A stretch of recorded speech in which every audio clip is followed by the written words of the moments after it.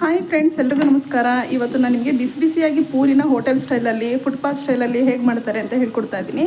ಮೈದಾ ಹಿಟ್ಟು ಉಪಯೋಗಿಸ್ಕೊಂಡು ಈ ರೀತಿ ಪೂರಿ ಮಾಡಿದ್ರೆ ತುಂಬ ಚೆನ್ನಾಗಿರುತ್ತೆ. ನೀವು ಒಂದ್ಸರಿ ಟ್ರೈ ಮಾಡಿ, ಟೇಸ್ಟ್ ಮಾಡಿ, ಹಾಗೆ ಹೇಗಿದೆ ಅಂತ ಕಮೆಂಟ್ ಮಾಡಿ.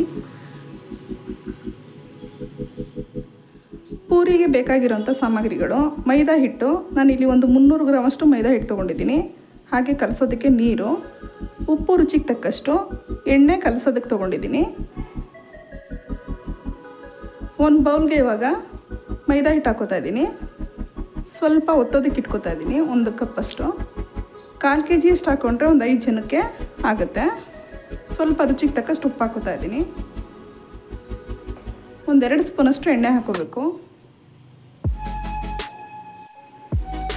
ಫಸ್ಟು ಕೈಯಲ್ಲಿ ಮಿಕ್ಸ್ ಮಾಡ್ಕೋಬೇಕು. ಎಣ್ಣೆ ಉಪ್ಪು ನೀಟಾಗಿ ಮಿಕ್ಸ್ ಮಾಡ್ಕೋಬೇಕು, ಎಣ್ಣೆ ಉಪ್ಪುನೆಲ್ಲನೂ.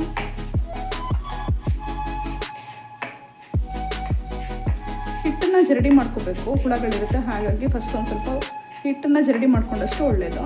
ನೋಡಿ, ಸಾಕು. ಇವಾಗ ಈ ರೀತಿ ಮಾಡ್ಕೋಬೇಕು.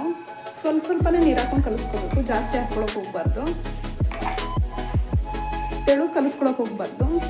ಸಾಧ್ಯವಾದಷ್ಟು ಎಷ್ಟು ಗಟ್ಟಿಯಾಗಿ ಬರುತ್ತೋ ಅಷ್ಟು ಗಟ್ಟಿ ಕಲಿಸ್ಕೊಂಡಷ್ಟು ಪೂರಿ ಉಬ್ಬದಂಗೆ ಬರುತ್ತೆ, ತುಂಬ ಚೆನ್ನಾಗಿರುತ್ತೆ. ಸ್ವಲ್ಪನೇ ನೀರು ಹಾಕ್ಕೋಬೇಕು. ಮೈದಾ ಹಿಟ್ಟು ಜಾಸ್ತಿ ನೀರನ್ನು ಎಳ್ಕೊಳ್ಳಲ್ಲ, ಹಾಗಾಗಿ ಸ್ವಲ್ಪನೇ ನೀರು ಹಾಕ್ಕೊಂಡು ಕಲಿಸ್ಕೋಬೇಕು. ಗೋಧಿ ಹಿಟ್ಟಾದರೆ ನೀರನ್ನ ಸ್ವಲ್ಪ ಅಬ್ಸರ್ವ್ ಮಾಡುತ್ತೆ, ಮೈದಾ ಹಿಟ್ಟು ಹಾಗಲ್ಲ. ನೀರು ಸ್ವಲ್ಪ ಕಮ್ಮಿನೇ ಎಳೆಯುತ್ತೆ.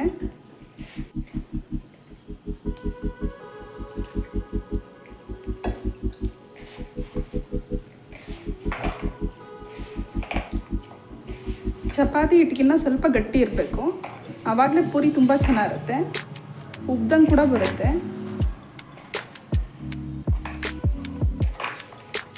ಎಷ್ಟು ನಾದ್ಕೋತೀವೋ ಅಷ್ಟು ತುಂಬ ಚೆನ್ನಾಗಿರುತ್ತೆ. ನಾನು ಸ್ವಲ್ಪ ನೀರು ಸೇರಿಸ್ಕೊತಾ ಇದ್ದೀನಿ. ಹೆಚ್ಚು ಕಮ್ಮಿ ಒಂದು ಅರ್ಧ ಲೋಟದಷ್ಟು ನೀರು ಹಾಕ್ಕೊಂಡ್ರೆ ಸಾಕು. ಚೆನ್ನಾಗಿ ಮಿಕ್ಸ್ ಆಗಿದೆ. ಇವಾಗ 1-2 ನಿಮಿಷನಾದ್ರೂ ಚೆನ್ನಾಗಿ ನಾದ್ಕೋಬೇಕು. ನೋಡಿ, ಈ ರೀತಿ ಗಟ್ಟಿ ಕಲಿಸ್ಕೋಬೇಕು. ತೆಳು ಕಲಿಸ್ಕೊಂಡ್ಬಿಟ್ರೆ ಪೂರಿ ಉಬ್ದಂಗೆ ಬರಲ್ಲ. ಹಾಗಾಗಿ ಸ್ವಲ್ಪ ಚಪಾತಿ ಹಿಟ್ಟಿಗಿನ್ನ ಸ್ವಲ್ಪ ಗಟ್ಟಿ ಕಲಿಸ್ಕೊಂಡಷ್ಟು ಪೂರಿ ಉಬ್ದಂಗೆ ಬರುತ್ತೆ. ನೋಡಿ, ಸಾಕು, ನಾದ್ಕೊಂಡಾಗಿದೆ. ಒಂದು ಅರ್ಧ ಗಂಟೆ ನೆನೆಸ್ಬೇಕು.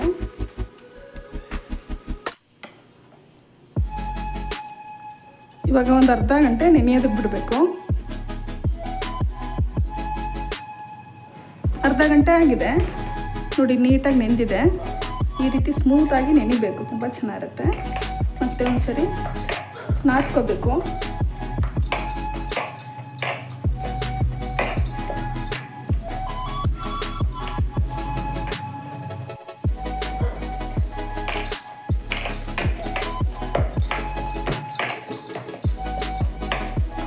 ಸಾಕು, ಇವಾಗ ಚೆನ್ನಾಗಿ ನಾದ್ಕೊಂಡಾಗಿದೆ. ಸಣ್ಣ ಸಣ್ಣ ಉಂಡೆ ಮಾಡ್ಕೋಬೇಕು.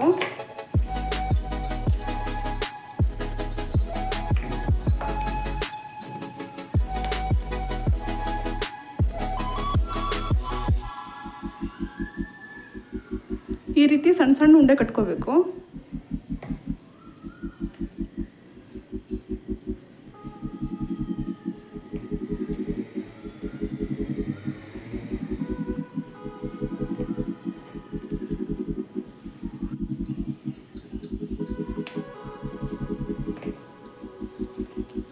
ಈ ರೀತಿ ಮಾಡ್ಕೊಂಡಷ್ಟು ಇನ್ನೂ ಚೆನ್ನಾಗಿರುತ್ತೆ. ಸ್ವಲ್ಪ ಪ್ರೆಸ್ ಮಾಡಿ ಈ ರೀತಿ ಮಾಡ್ಕೋಬೇಕು. ಮತ್ತೆ ನಾದ್ದಂಗೂ ಆಗುತ್ತೆ, ಸ್ಮೂತಾಗೂ ಬರುತ್ತೆ, ಪೂರಿ ಉಬ್ದಂಗೂ ಆಗುತ್ತೆ.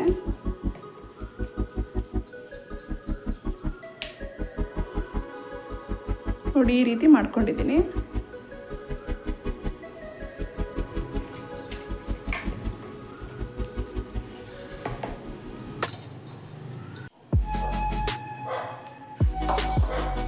ಸ್ವಲ್ಪ ಮೈದಾ ಹಿಟ್ಟಿನಲ್ಲಿ ಡಿಪ್ ಮಾಡಿಕೊಂಡು ಒತ್ತಬೇಕು.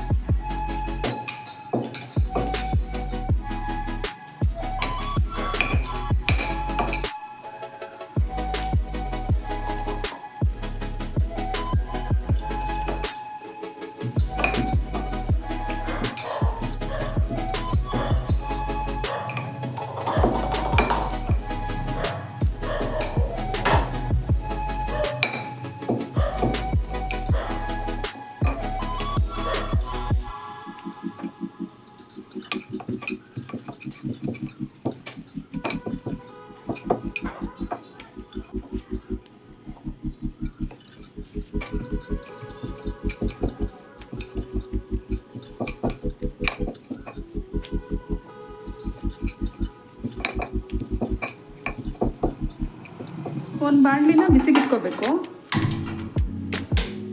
ಬಾಣಲಿನಲ್ಲಿರೋ ನೀರಿನ ಅಂಶ ಫುಲ್ ಕಂಪ್ಲೀಟಾಗಿ ಹೋಗಬೇಕು, ಅಲ್ಲಿ ತನಕ ಬಿಸಿ ಮಾಡ್ಕೋಬೇಕು. ಬಾಣಲಿ ಬಿಸಿಯಾಗಿದೆ, ಎಣ್ಣೆ ಹಾಕೋತಾ ಇದ್ದೀನಿ. ಒಂದು ಅರ್ಧ ಲೀಟ್ರಷ್ಟು ಎಣ್ಣೆ ಹಾಕೋಬೇಕು.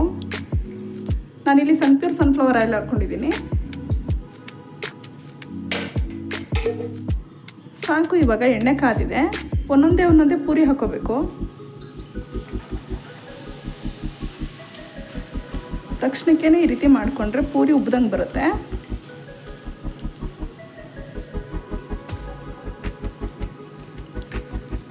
ತುಂಬ ಸ್ಮೂತಾಗೂ ಇರುತ್ತೆ ನೋಡಿ. ಹಾಗೆ ಹೋಯ್ತು ಪೂರಿ. ತುಂಬ ಡೀಪ್ ಫ್ರೈ ಮಾಡ್ಕೊಳ್ಳೋದಕ್ಕೆ ಹೋಗಬಾರ್ದು.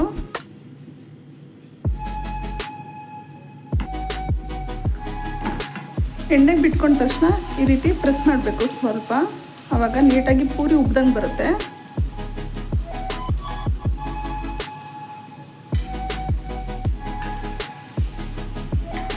ನೋಡಿ ಯಾವ ರೀತಿ ಉಬ್ಬಿದೆ ಅಂತ.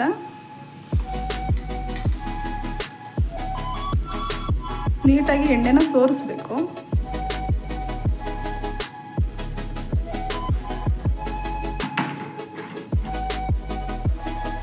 ನಿಮಗೆ ನಾನು ಮಾಡಿರೋ ಈ ರೆಸಿಪಿ ಇಷ್ಟ ಆಯಿತು ಅಂತ ಹೇಳಿದ್ರೆ ಲೈಕ್ ಮಾಡಿ, ಶೇರ್ ಮಾಡಿ, ಕಮೆಂಟ್ ಮಾಡಿ. ಹಾಗೆ ನನ್ನ ಚಾನಲ್ಗೆ ಸಬ್ಸ್ಕ್ರೈಬ್ ಆಗಿ. Thank you.